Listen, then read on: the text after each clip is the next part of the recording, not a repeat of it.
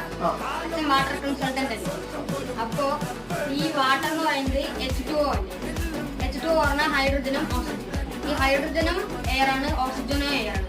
അപ്പൊ ഈ രണ്ടും കൂടി ചേരുമ്പോൾ ഒരു എയർ അല്ലേ ഉണ്ടാവുന്നത്. ഇതെങ്ങനെ രണ്ടും കൂടി ചേർന്നപ്പോൾ ലിക്വിഡായി മാറി?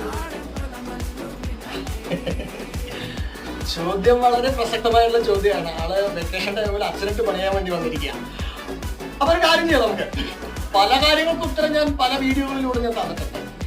ഇതിനുള്ള ഉത്തരം നിങ്ങൾ തരാം. 8ാം ക്ലാസ് മുതൽ +2 വരെയുള്ള കുട്ടികൾക്ക് പഠിക്കാനുള്ള ഒരു ഭാഗത്തിൽ ഇതുണ്ട്. നിങ്ങൾ ബുക്ക് നോക്കിയിട്ടാണെങ്കിലും ശരി, ഗൂഗിളിൽ റെഫർ ചെയ്തിട്ടാണെങ്കിലും ശരി, ഇതിനുള്ള കൃത്യമായ ഉത്തരം സയന്റിഫിക് ആയിട്ട് ആരാണോ പറയുന്നത് ആദ്യത്തെ 10 പേർക്ക് ഒരു ക്യാഷ് പ്രൈസ്.